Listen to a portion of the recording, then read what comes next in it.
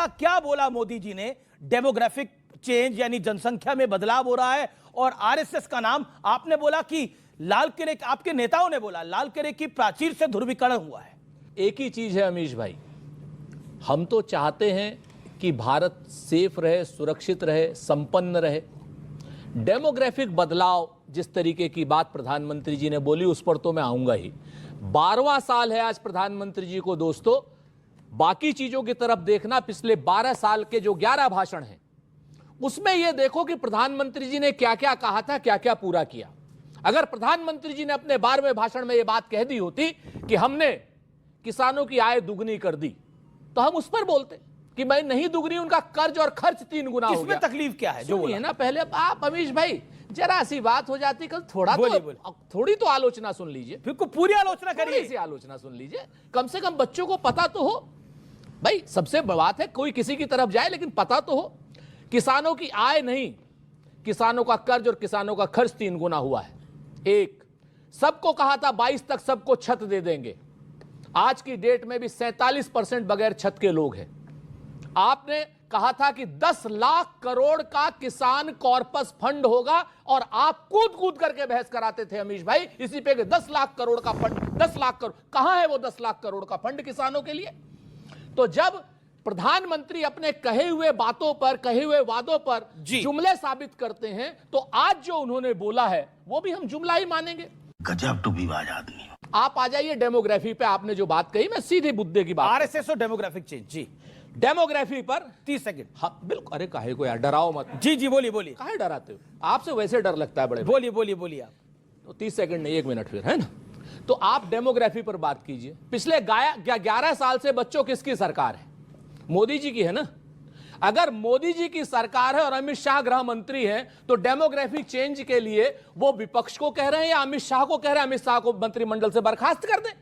क्योंकि कोई भी आदमी अगर विदेश से आ रहा है तो गृह मंत्रालय की जिम्मेवारी है पूरी सीमा पर। जी अगर डेमोग्राफी चेंज हो रही है सीमा पर, यह जिम्मेवारी सिर्फ नरेंद्र मोदी जी की सरकार और अमित शाह की है। अमित शाह जी इस्तीफा दें। लेकिन 1 सेकंड, ठीक है, इस्तीफा दें। जी जी एक बात। जी जी दूसरी बात, अब आ गए 2.5 मिनट हो गए आपको बोलते बोलते। अब शहजाद पूनावाला, अब आपका कमेंट। 1 सेकंड, ऑडियंस से भी मैं सवाल लूंगा, लेकिन शहजाद पूनावाला, आरएसएस और डेमोग्राफिक चेंज की बात करनी जरूरी क्यों थी आज के परिप्रेक्ष्य में? इन्होंने बहुत अच्छी बात की, और इन्होंने शुरुआत भी किससे की? भारत माता की जय।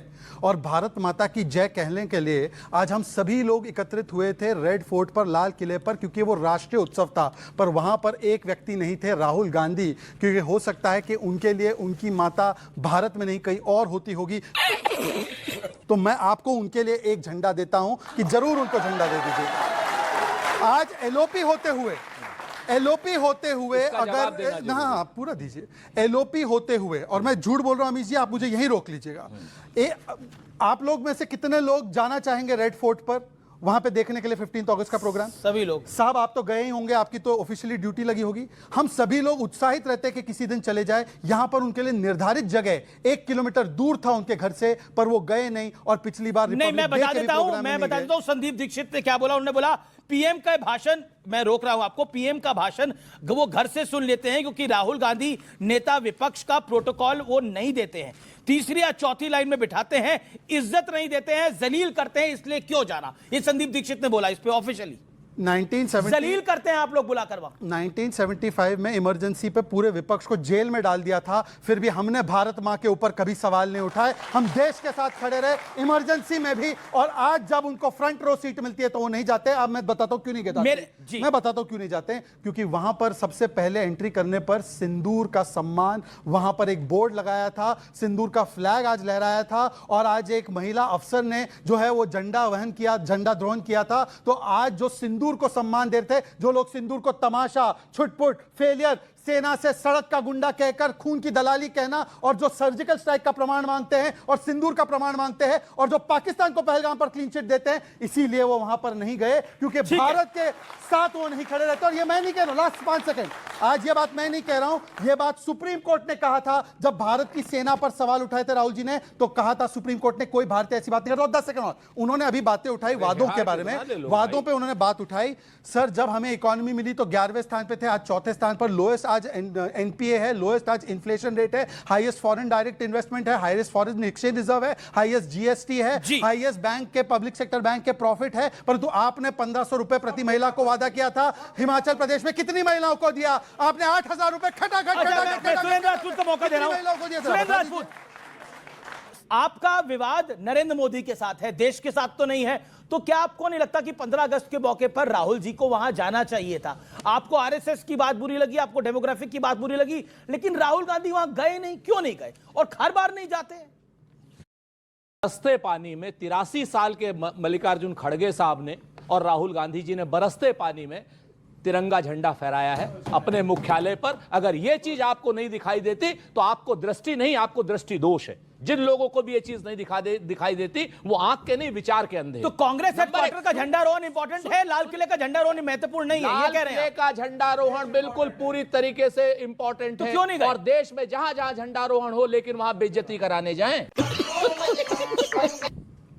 वहां पर इज्जत अपनी खत्म करने जाएं, भारत माता की इज्जत खत्म करने जाएं। अबे साले, वहां पर जिस तरीके से बात अभी कितना झूठ बोलते हैं भारत माता की जनता इज्जत पार्टी के खत्म करने? प्रवक्ता, सुनिए ना, आप बीच में बोल रहे हैं, आप भारतीय जनता पार्टी के प्रवक्ता बोल रहे हैं वहां ऑपरेशन सिंदूर की और फौज की। कर्नल दानवीर सिंह यहां खड़े हुए हैं, भूरी भूरी प्रशंसा पूरी कांग्रेस ने ही नहीं, सिर्फ पूरे देश ने करी, पूरी भूरी भूरी प्रशंसा करी। और हम सेना के सैन्य शौर्य को, पराक्रम को, व्यावसायिक दक्षता को भूरी भूरी प्रशंसा करते हैं। और जब हमारी सेना पीओके लेने के लिए खड़ी हुई थी, तब नरेंद्र मोदी जी ने रणनीतिक कायरता के तहत पीओके को लेने से इनकार कर दिया और सीज फायर कर दिया। ओके जवाब यहां पर ये लोग बात ठीक है, जवाब दो। हमसे बेइज्जती कराने क्यों जाए? 20 सेकंड, फिर बाकी लोग भी हैं। देना पड़ेगा, फिर हमें भी 5 सेकंड सर। ओके, सिंदूर का अगर ये सम्मान करते हैं तो इन्होंने सिंदूर को तमाशा बोला, प्रणीति शिंदे ने सिंदूर को फेलियर बोला, सिंदूर को छुटपुट बोला, सिंदूर को सरेंडर बोला। और जब ऑपरेशन महादेव में 3 पहलगाम के आतंकी मारे गए तो उन्होंने कहा महादेव भी सांप्रदायिक है, और कहते हैं कि हमारे हेडक्वार्टर में जो प्रोग्राम हो रहा है उसमें हम गए। उस प्रोग्राम में मैंने तस्वीर निकाली, पता है कौन दिखा? ये सिखों का नरसंहार करने वाला जगदीश टाइटलर के साथ खड़े होने में सम्मान महसूस होता है और रेड फोर्ट में बदनामी महसूस। ये सिखों का नरसंहार करने वाला जगदीश टाइटलर के साथ खड़े होने में सम्मान महसूस होता है और रेड फोर्ट में बदनामी महसूस होती है। ये पंजाब के लोग देख रहे हैं इस डिबेट को, पंजाब के मेरे भाई बहन देखना इस डिबेट को। सुरेंद्र राजपूत बोल रहे हैं कि रेड फोर्ट पर हमारे सिख, हमारे जो शूरवीर है उनके साथ नहीं, ठीक है, 25 सेकंड के साथ खड़े हो जाएंगे। देखिए आप, ये कांग्रेस और बीजेपी की जुगलबंदी नहीं चलेगी, बाकी लोग भी आएंगे जी।